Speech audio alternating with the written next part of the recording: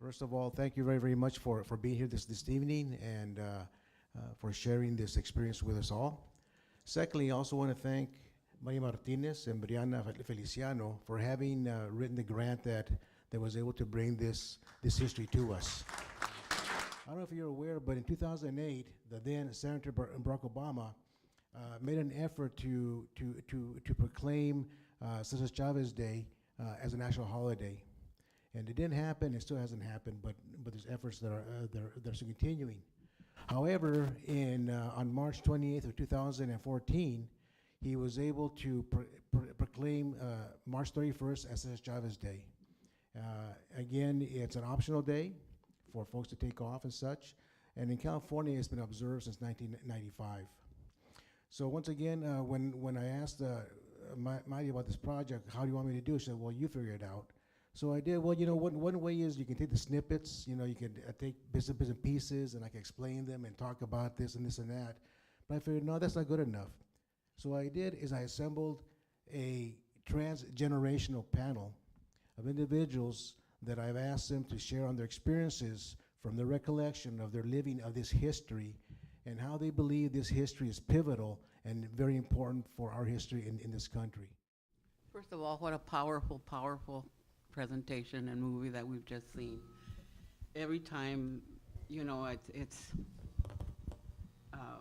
when Oscar asked me to be a part of this panel, I thought, let me give it some thought because, I've been at several panels and have done several talks over the last 40 years regarding my experience here in the Valley and my experience as a farm worker's daughter. So when I see this, it's always very powerful. Watching this whole thing, the presentation on the video and listening to the voices that talked about these incidents happening, that's our history. That's my history. Let us not forget that. It hasn't been easy. A lot of tears, a lot of hard work by a lot of people. I'm just one of a few here in Napa County. The gentleman that I introduced, Senor Hurtado, came as part of the Bracero movement. His family has been here also for a long time, and his hard work in this valley to make our valley what it is today is something that I thank him for. He has been a good compañero, and the work that he has done is I really treasure, and it's memories that I still carry. What I saw was almost from the beginning a little bit of my story.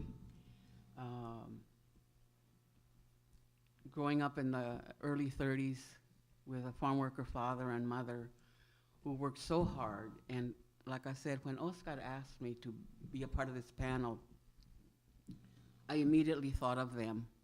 And I said, what a way to honor these two people who worked so hard, a father who all his life, from 7 years old, when he was out there as a field worker, when there was still that child labor laws that were not then available to us. This little 7-year-old kid who came from Mexico, immediately out in the fields with his family. I started in a packing house, picking prunes, picking tomatoes when I was 12 years old. And anybody who has worked in the fields, knows the hard work. That little hole that you saw was backbreaking for us. Getting up early in the mornings to pick cotton, The one memory that I have of my mother is getting up, hija, hija, ya levántate.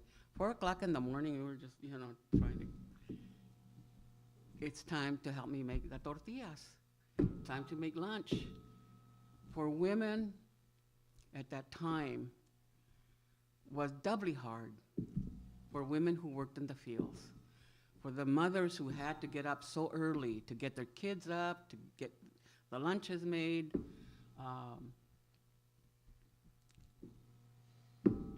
I can't help now but admire that. And for all of you who, and I would imagine that for many of us, that's been our background, farm work. That's how many of our families got here, to work as farm laborers. And it's something now that we need to cherish. We need to cherish more our families, our mothers, our fathers, our grandparents, who did this kind of labor.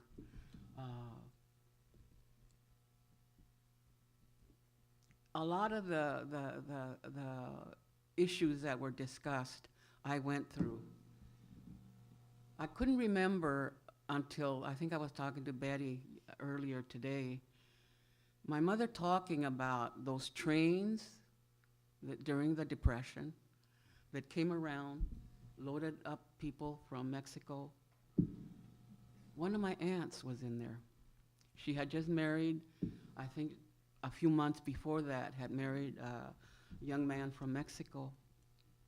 And when they deported him, she had to go with him. My mother never saw her again.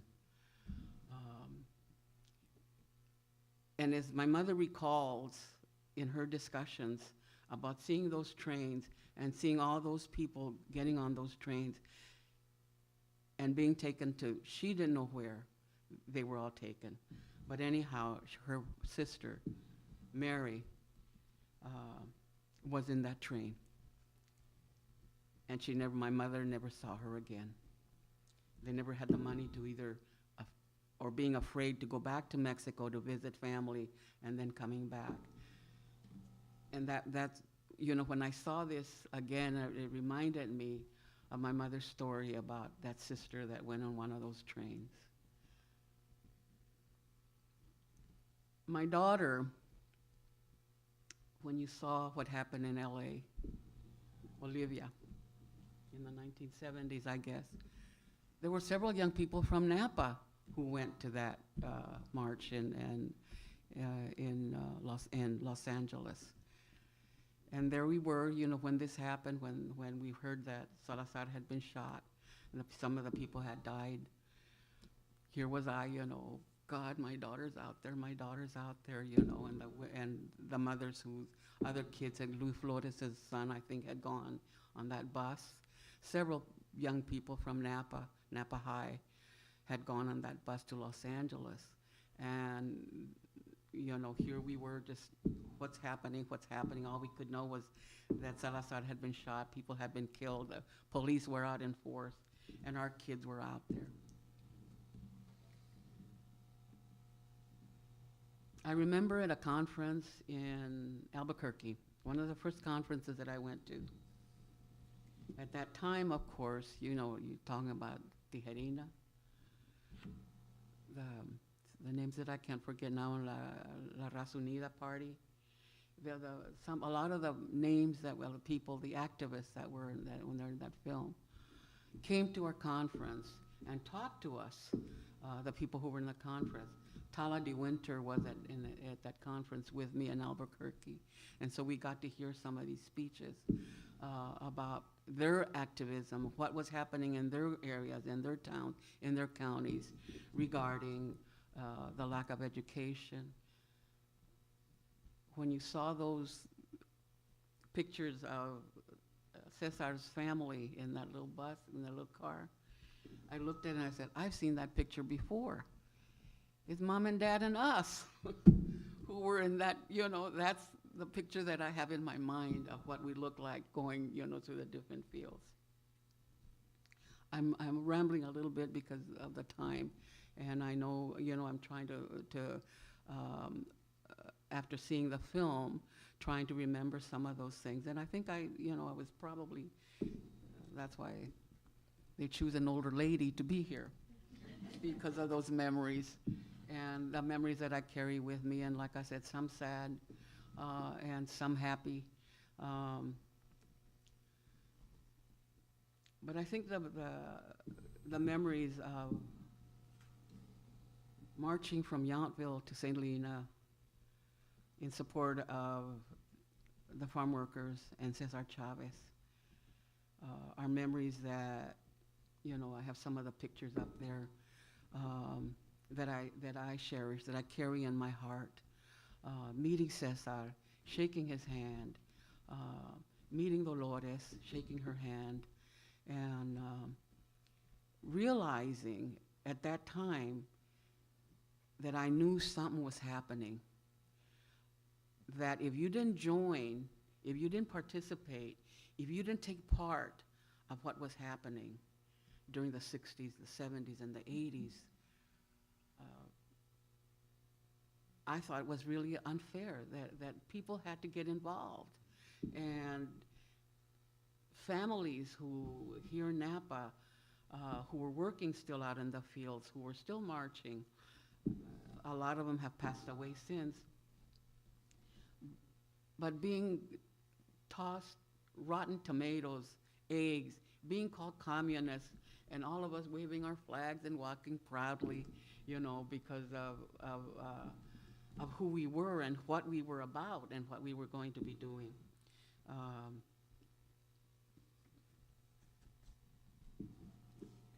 Unless you have gone through some experiences like that have made up a full life for yourself and for me. You know, I'm in my 80s, and these are memories that, you know, just go round and round and round. And when Oscar asked me to be a part of it, I said, I can share those memories with some of you who weren't even born yet when this was happening. That the torch now is up to you guys, the ones who are just born and who are receivers of the work that was done by so many of us in this valley, who took those risks, who knew that the police could come at any time and beat us up and stuff, you know, that stuff like that could happen, was very real. And so every time we picked up our huelga flags and put on our shirts and stuff to walk down those streets up and down the valley, I walked in fear, you know, because I had a family and because I didn't know, you know, what tomato was gonna hit me. I didn't like being called a communist. You know, I mean, that was the worst thing that they could call you. And,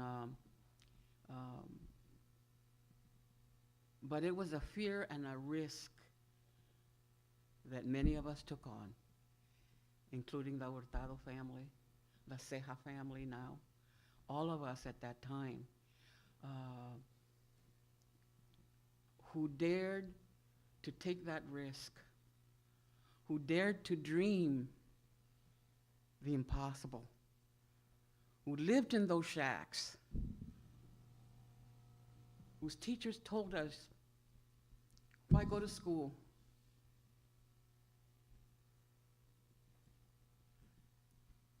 Whose brownness was something to be ashamed of, whose mestizo was something to be ashamed of, our Indianness that we couldn't share, our tacos that we couldn't eat, our trenzas that we couldn't wear, our one pair of shoes with holes on the bottom because that's all we could afford until the following crop was picked so that my mother could buy us some shoes and clothes. The dreams that our generation of grandparents, great-grandparents, mothers and fathers, why they came here and why they're still here, working so hard for all of us. Don't forget it. This is our history. This is where we came from. This is why we're still here. Thank you, Hope. Thank you very much. Give you a round of applause. I'm humbled and honored to be sitting next to you, I'm gonna focus on the period of 1965 to 1980. Tengo canas, I got white hair. I've been around the block. My grandfather was a longshoreman in San Francisco.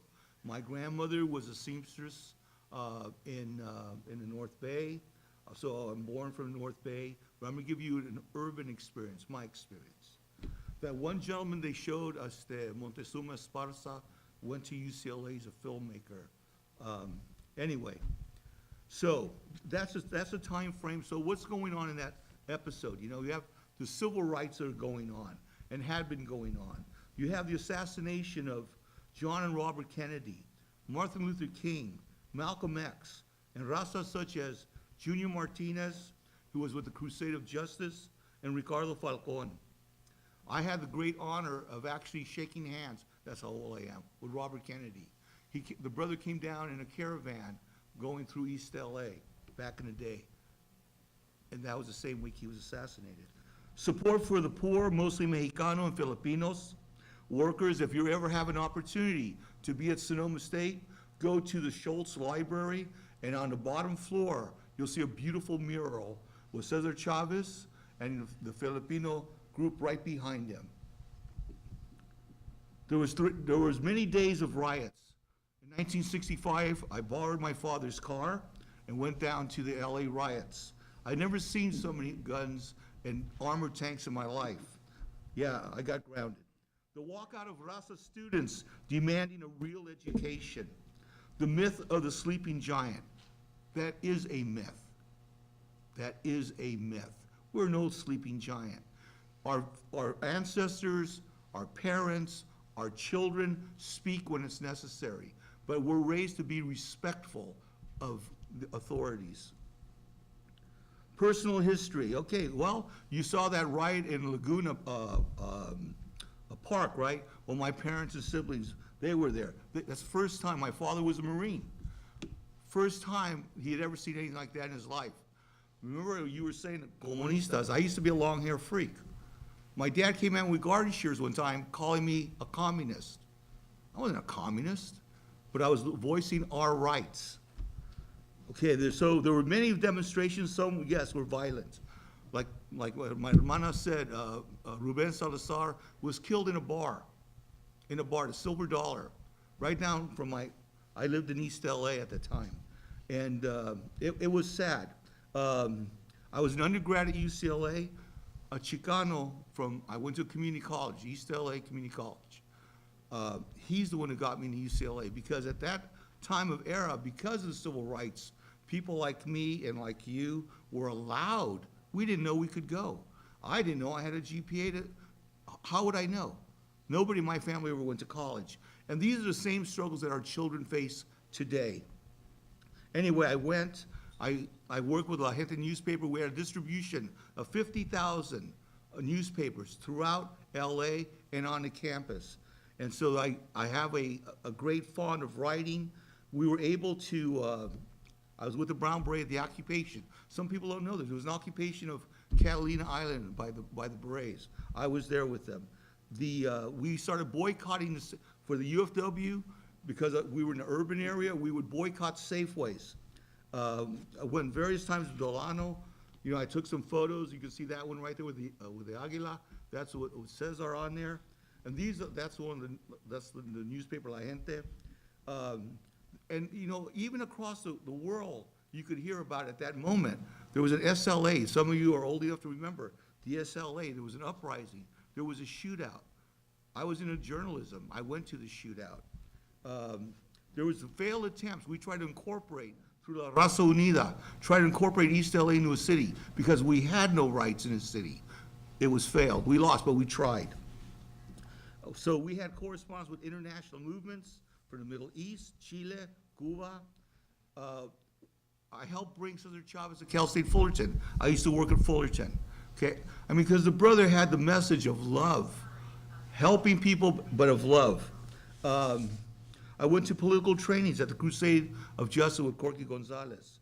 And, okay, so one of the questions that Oscar wanted us to talk about, how many of you, just raise your hand, ever heard of Cantinflas?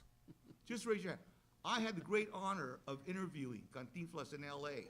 And the reason I interviewed him, because I wanted to know, there was the heat of the Chicano movement. Would he actually be in a movie about the Raza movement? He said, yes, because if you can find a producer, he goes, I gladly do it. Never was done. Maybe one of you can do it.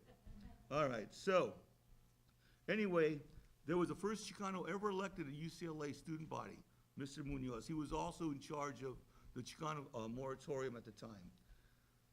I got to go to the Sundance because we are multicultural. We belong to everything. So in '81, I went to the Sundance with the Lakota tribe. So, the pivotal question that Oscar wanted to know, how is this pivotal? What has happened? And I think that part of it is La Gente was able to drop the short hoe, just like you were talking about, okay? They dropped it and they demanded a change, one way or the other, okay? The other pivotal point, I believe, is that the key to change was right here. We tried so many different things, but this little thing, I think, from my point of view, is the most powerful voice and message we can send out across our nation. Doesn't matter who you are or how rich you are or how poor you are. Education is the key. So what do? I work in education. The other thing I believe is that it allowed these people who fought on the streets, allowed us, los prietos, the dark skin, to actually embrace that we are indigenous, that we were here long before. On my father's side, my family comes from Guadalajara.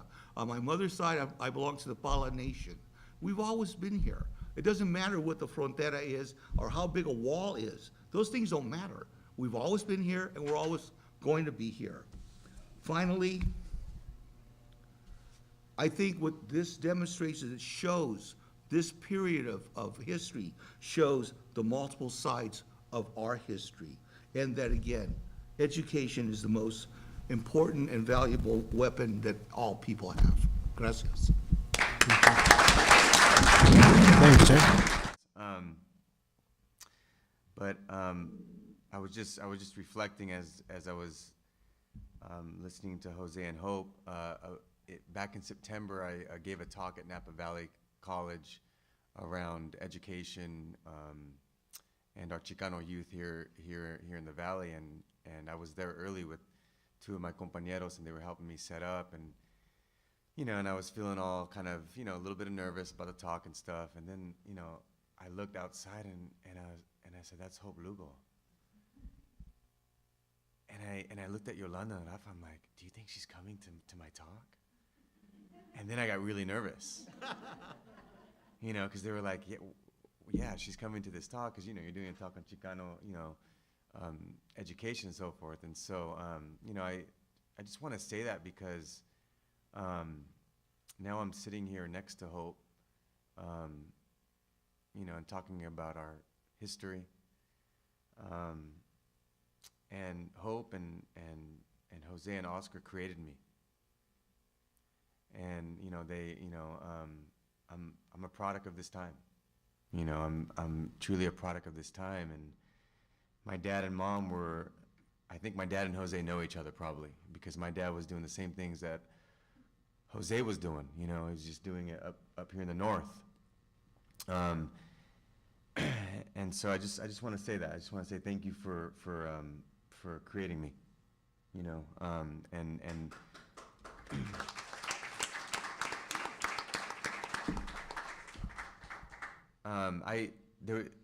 I wasn't born in the 60s. I'll just keep it at that. But I certainly began taking my first Chicano studies class at home. And so right when I was born, even the name that I was given, was very Chicano-centric.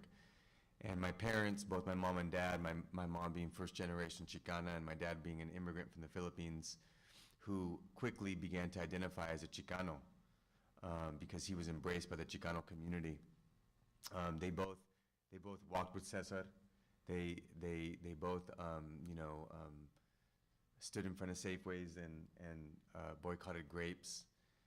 My dad spent a lot of time with Mecha as a college student, writing the magazines and attending the first Chicano Youth Conference in Colorado. And so I grew up with those stories. Those were the stories that I would fall asleep with, you know, and both my mom and dad were, it was really important that they shared those stories, and, you know, that really cultivated my identity as a very proud Chicano. That's all I've known. All I've known is that I'm Chicano, you know, and that I need to be really proud of that. So, you know, when watching this documentary, you know, you get the Chicano goosebumps when you see Sal Castro and the high school students doing what they did, you know, and you know, Sal passed away about 5 years ago, but you know, these Shiros and heroes, they continue to work hard, you know, as Dolores Huerta continues to do so, and many others. But you know, seeing them up there, and then you know, realizing that again, it's like I'm sitting next to Sal and Dolores Huerta right now. That's how I feel, you know. And so you get these Chicano goosebumps because you know the legacy that we're carrying, you know, from this time period. You know, this was the civil rights time of our Chicano community, and it continues to be one of the most important time periods that we can continue to learn from, because the struggle is still here, that's for sure. And so a lot of the issues that this documentary shares out, these issues are prevalent in our community, even here in Napa. You know, education, you know, political representation, you know, wealth and poverty and so forth. These issues are still here, and so our generation and then the younger generation, the weight is even heavier for us, because the very hard work has been done. They got us, you know, they literally got me to teaching Chicano studies. I wouldn't be teaching that if it wasn't for them, you know. And so I'm, you know, and I tell my students this, we're very privileged. We're in a classroom, you know, and it's our right to learn our history, but they got us to this classroom, right? And so now what's the next level that is our responsibility, you know, to carry that legacy. So, you know, it's always, you know, just always getting these goosebumps, watching, you know, these types of documentaries and so forth, and then sitting here with these great leaders. But you know, I just, you know, a lot of hope for our youth here in Napa. You know, I get the privilege to work with our future. And so this type of narrative and this type of knowledge is really important to me as a teacher, as a practitioner, to ensure that you know, our you know, classrooms are receiving this education in an equitable way. You know, not just one day. You know, but this is part of our mainstream narrative. So I'll keep it at that. Thank you, Carlos. Thank you. Kind of shunned populations. My dad went to maybe 6th grade schooling, and my mom maybe to 9th, so there was not higher education in my background. But I did go to Fresno City College for a couple of years when all of this was going on. Vietnam, civil rights, Black Panthers, Brown Berets, feminist movement, and that. So it was a very tumultuous time. My mom's family worked in the fields, picked grapes, peaches, strawberries. My dad picked cotton. There were also many packing houses in that area. Libby's, Del Monte's, all that, all family worked there. I worked 2 seasons for Sun-Made Raisin packing plant. It was very hard work, and that's when I decided to go back to college. I went into education, just retired in December after 36 years, including 10 in the Writing Center at Napa Valley College, and some of my wonderful students are here. I also enjoyed very much, probably one of my favorite teaching experiences has been in adult education here in this area, teaching ESL and teaching citizenship. And Those students are wonderful, among the most dedicated, hardest working students. Now I have time to write. So I contribute to a column in the Sonoma Valley Sun newspaper called Voices of the New Majority, with Latinos being the majority population in California now. So I'm happy to have that opportunity. I'm also working on a compilation of short stories about growing up in the San Joaquin Valley. So hopefully before too long that will be a reality. 2 words I'd like to leave with everyone. My cousin Dennis Lujan, who still lives down in the San Joaquin Valley, has been in Democratic politics for the last 40 years, including mayor in this little town. And we were talking about, well, you know, there's not much activism anymore, it seems like. I've noticed more with the presidential campaign now, more young people are getting involved because the issues are just like so out there. He said that, you know, there are many ways to participate, and he kind of broke it down into a pendulum. He goes, you know, you need the people on the extreme, the activists, the protesters and that, to bring attention to the issues, okay? That's the confrontation. And then once you get the attention there, then there also needs to be people who are, you know, get down to business, make the legislation, join the commissions, join the city councils and all that. That's infiltration. So remember those words, confrontation, infiltration. And you can do either one or you can do both. But thank you.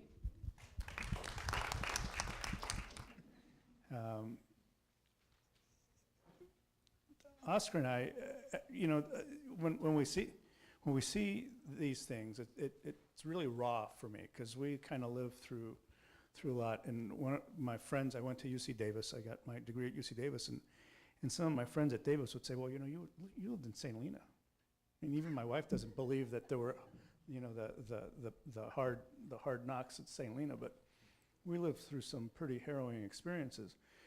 But what I wanted to say is that, you know, one of the mistakes that we make is that we very often believe that what we're doing now is the first time something's been done.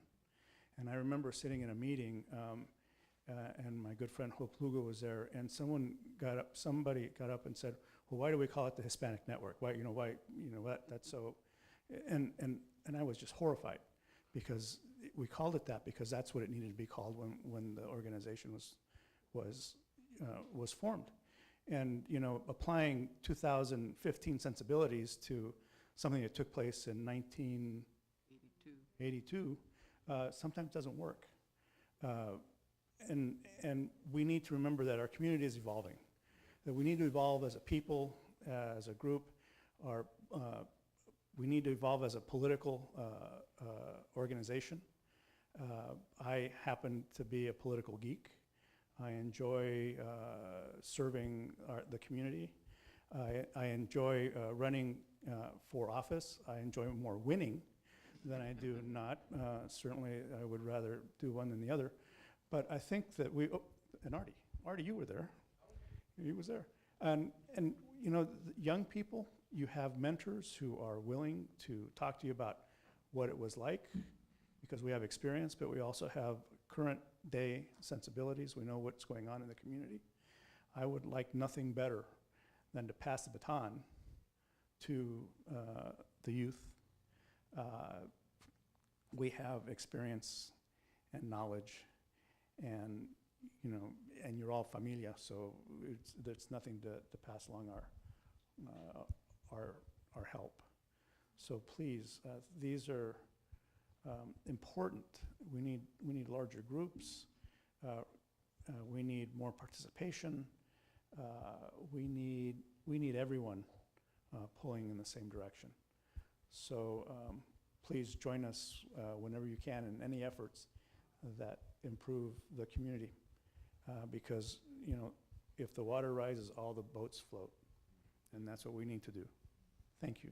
We're in the process right now of reconstructing the clinical lay history, and they have been very instrumental in that. And I think that's another history that our community and our youth don't know, that Clinic Ole Help was founded, was started by founders like Hope, Aurelio, Lou Flores, Dala de Winter, out of the need of the farm workers here. So I just want to thank you for that. And my question is for the panelists. Something that the documentary addressed was fear. And my question to you is, how do you deal with fear?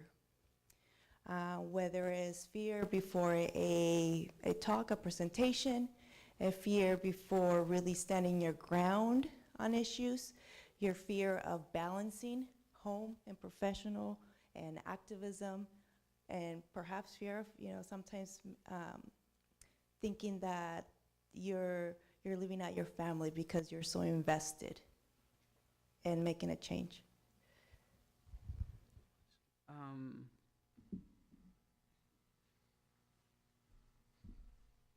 One of the things that I learned as a young child, it was from the nuns, going to catechism, and always taking the time to center myself, to look to the higher power, to deal with the fact that what I'm doing is gonna be good for the community, and in the end for myself and for my family. And balancing that fear versus taking action.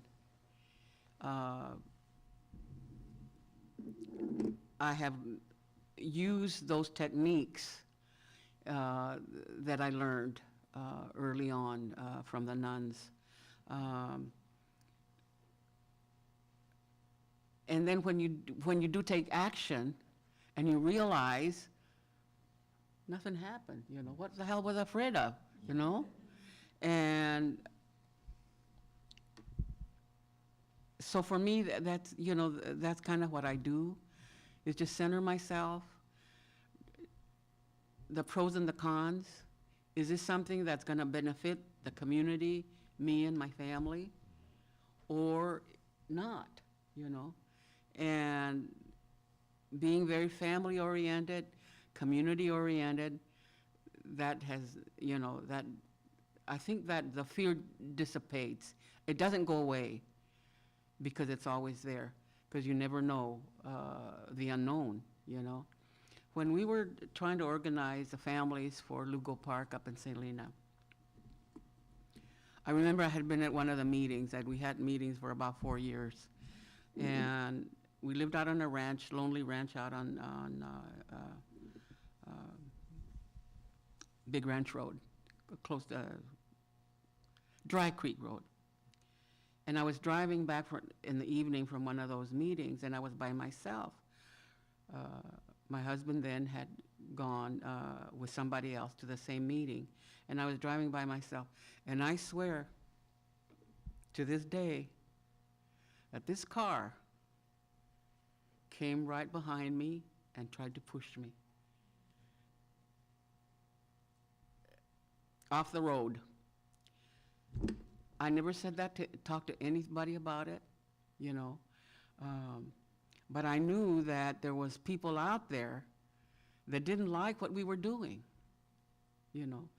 that they didn't like the fact that maybe some housing was going to go into a neighborhood that St. Helena didn't want.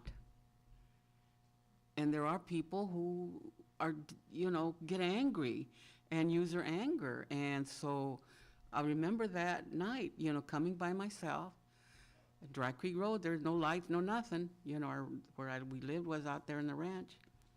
And this car coming right behind me, just kind of, and I kept, looking back, and this car coming right behind me. And then as I turned, this car just came and kind of tried to hit my car to send me over. That was scary. And that kept my fear always to be careful. Be careful of where you are, what you're doing, especially women, I would think, who fear maybe a little bit more. I don't know whether that's true or not. But I think just being careful of where we are and always being conscious of around us, of who's around us, you know. And I hate to say this right now, but I think we all need to be very conscious of what's happening in our politics right now. It is fearsome. It's, you know, I can't believe it that I'm living in this age where I'm fearing, you know, the hatred around me, not knowing where that's coming from. And I think we really need to be careful. As Latinos, you know, I don't want to be put in one of those trains to take me to a place I don't want to go to, you know? And is that what they're talking about too? You know, that's the fear now that I have for myself and my family, you know? I would say to younger people, because generally that's when you start having, you know, you get married and you have children, to be on the same page as best you can with your spouse. Because if not, when you're young and you're doing a lot of things, a lot of perhaps activism, there is a net result. I know because I was there. And so I raised my 2 older boys alone as a single parent for a number of years.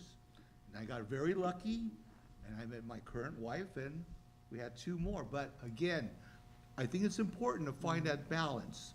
I have told those that I try to mentor or who ask me to mentor, you keep sight of your goal. If you're gonna work on a PhD, keep sight of that PhD. I think you know what I'm saying. So those are the things that, I mean, the fear part to me is that we don't try to do it, whatever it is. That to me is fearful, because that tells me I must not then truly believe in what I believe in. And that would make me fearful. And I agree with you today, these are fearful times. And, you know, we gotta pull together. And I think in a couple of months, hopefully, there'll be light at the end of that tunnel. And if not, then we've gotta have to continue, just like our forefathers have and your friends have, and we all there's a lot of us here that grew up in that same era, you know, and you just can't give up.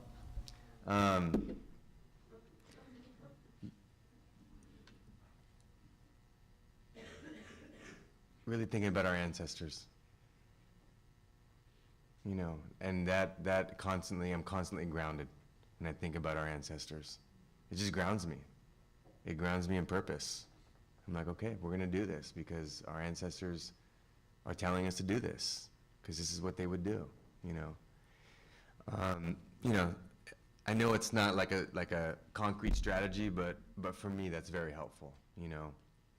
But I also, you know, I was really lucky to have a father who instilled a lot of discipline in me, a lot.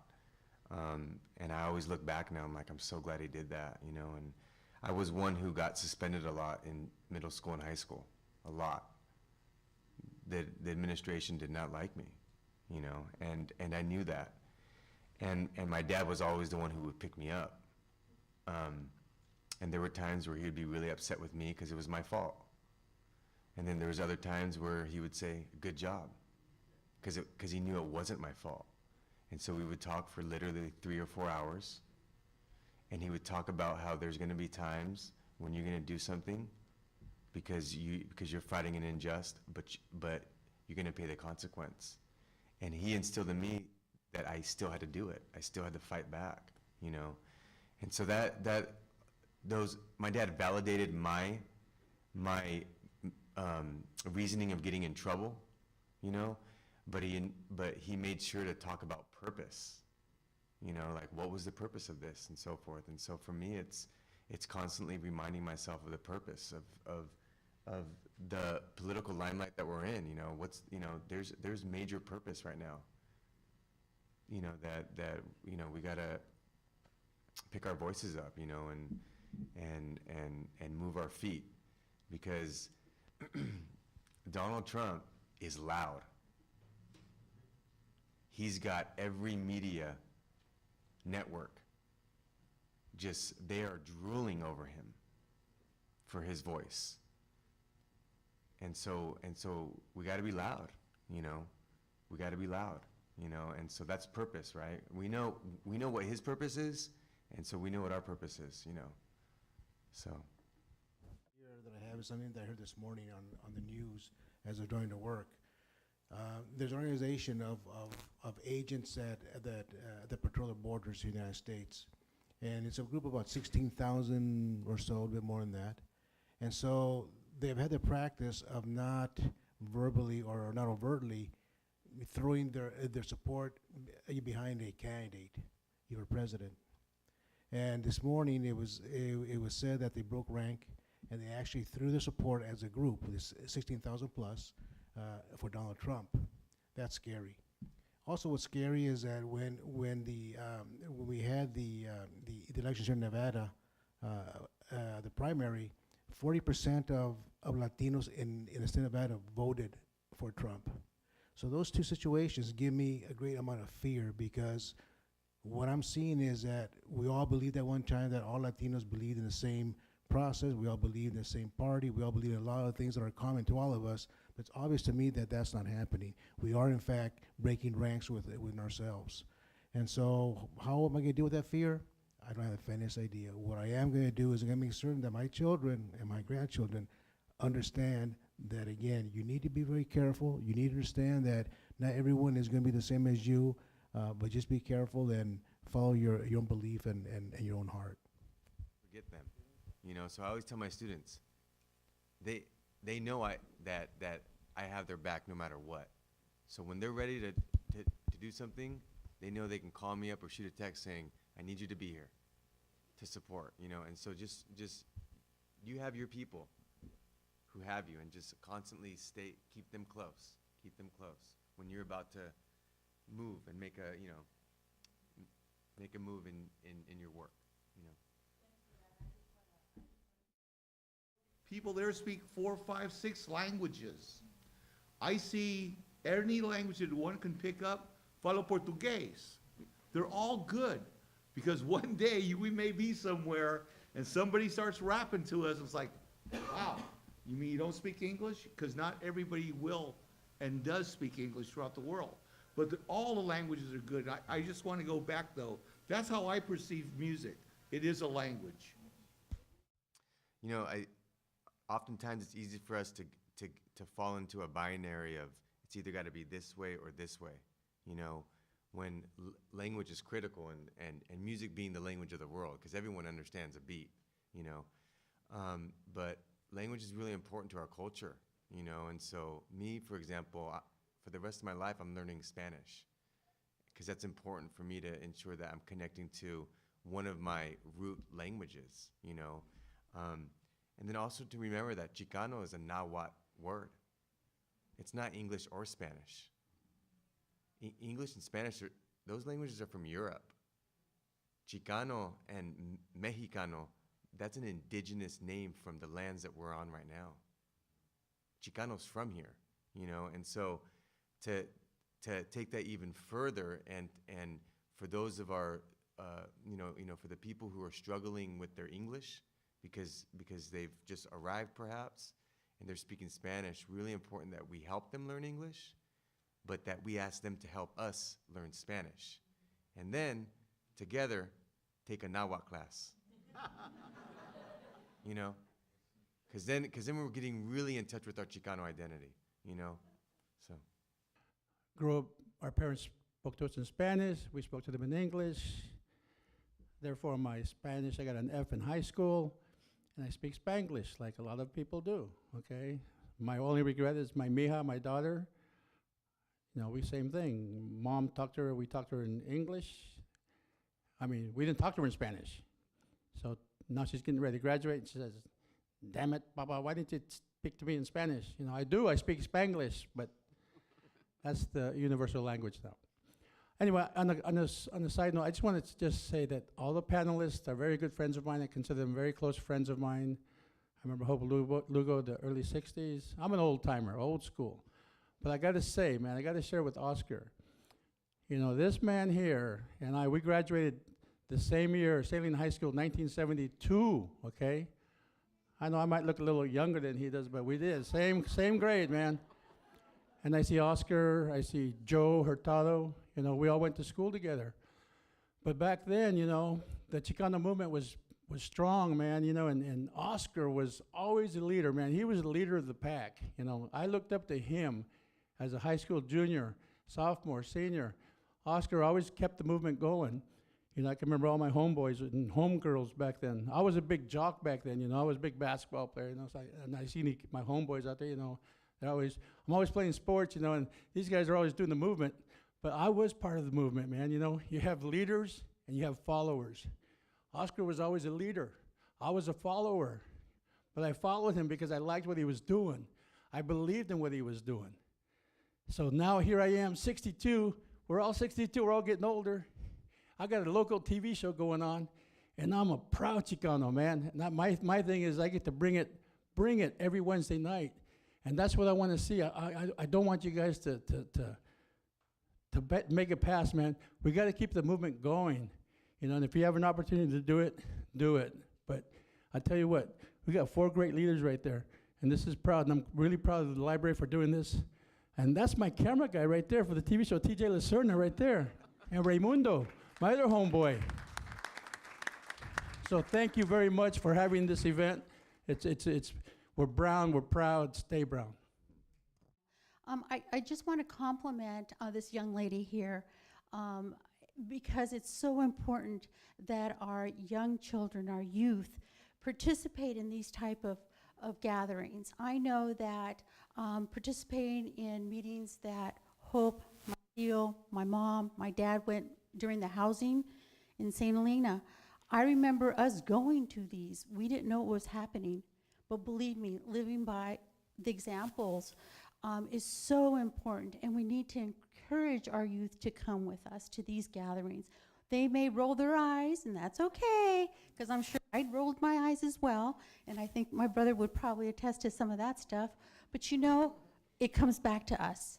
And this is really the reality of how the education begins, the presence in these kind of gatherings. This is the education that will take us to the classroom and beyond.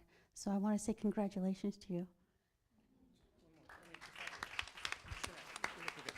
She's my Yeah, great-granddaughter.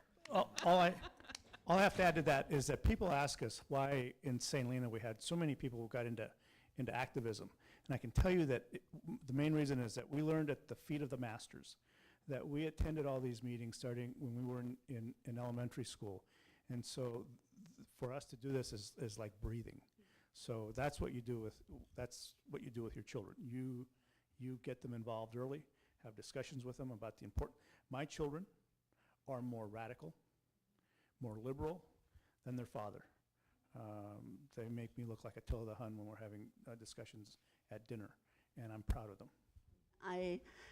My family and Hope Lugo's family, we grew up together, and if it wasn't for Hope, my parents wouldn't have the home that they have today in the Napa Valley. We are Napa Valley natives, and I just wanted to say thank you to the young ladies that actually put this together from the library.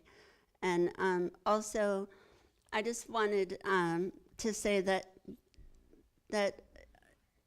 in our community, it is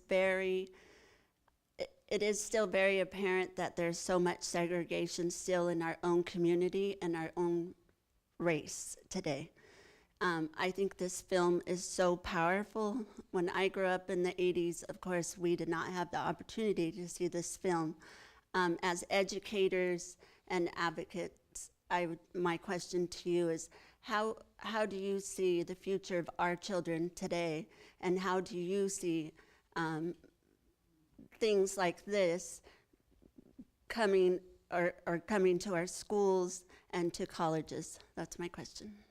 Thank you. And I think, one of the questions previously been about fear. The greatest fear is that our young people will not continue the march. That all young people across our nation will not open up their hearts and their minds to what can be. We don't know what can be. And, you know, we'll be long gone.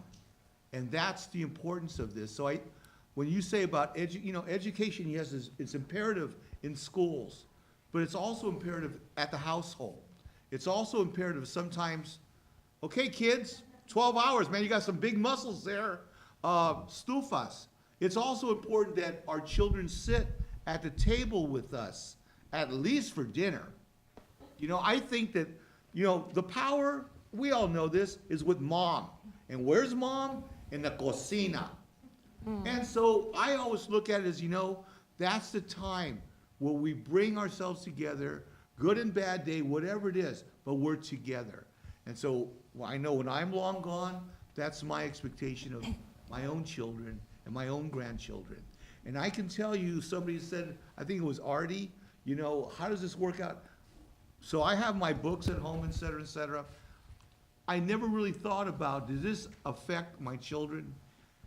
And I've been to plenty of funerals. Plenty of my homies been shot. Some have gone away with drugs. And it comes up. And I never realized that I was doing something positive with my kids. And I love the part you shared about discipline. My old man was a Marine. I know what discipline was.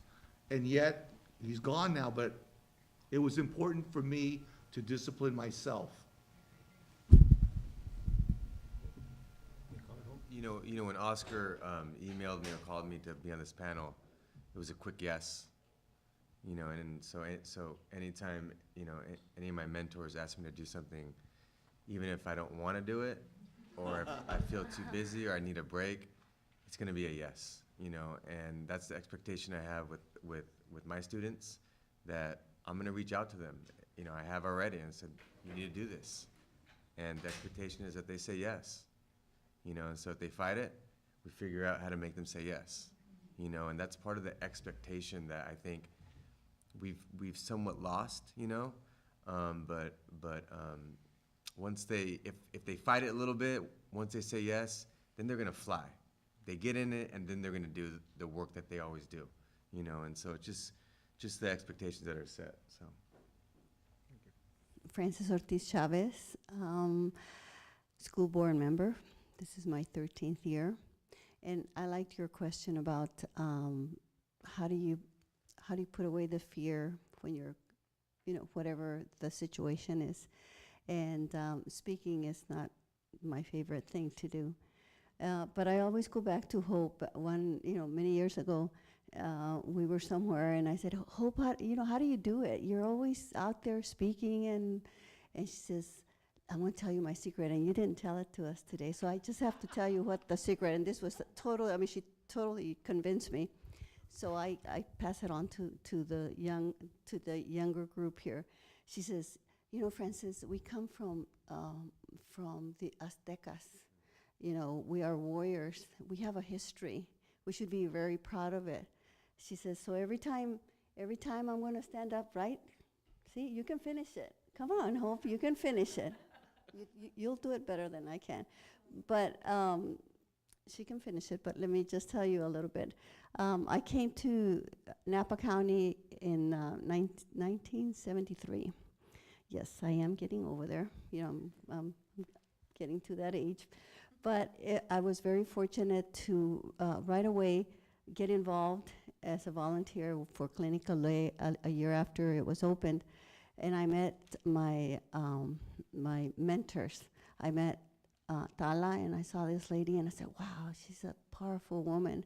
I want to be like her. So you guys, you know, think about this, a student especially. Then I met Hope shortly after, and I said, wow, she's doing so many things. I want to be like her. And I kept picking my role models and my mentors. And so Tala de Winter now, who has passed away, I did wonderful things. And I remember I used to always tell her, Tala, I want to be like you. I'm following your footsteps. And she says, okay. I said, but it's really, you know, you got big shoes to fill. And when the opportunity came for a board member, for someone to apply for the board member, opening, she says, remember you've always told me that you've been following my footsteps? And I said, yes, why? Why are you saying that? She says, well, I don't know if you know this, but I was on the school board. She says, in the 70s, I was on the school board, so it's your turn. And so now, I thought, wow, that's pretty powerful, but I did say that, huh? So I applied. But that's what it takes. I think, the students, you need to find a mentor, find a role model, and think about it. I want to be like that person, and go for it. And you'll make it happen, okay? So as far as Hope giving me the story about, she says, do you remember, Hope? I vaguely remember. So she lied.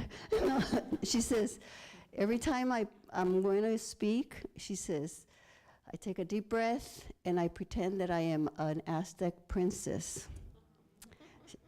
She says, she says, I am an Aztec princess. And then I look at the crowd and, I am in charge. And so she says that makes her relax and really focus on her speech.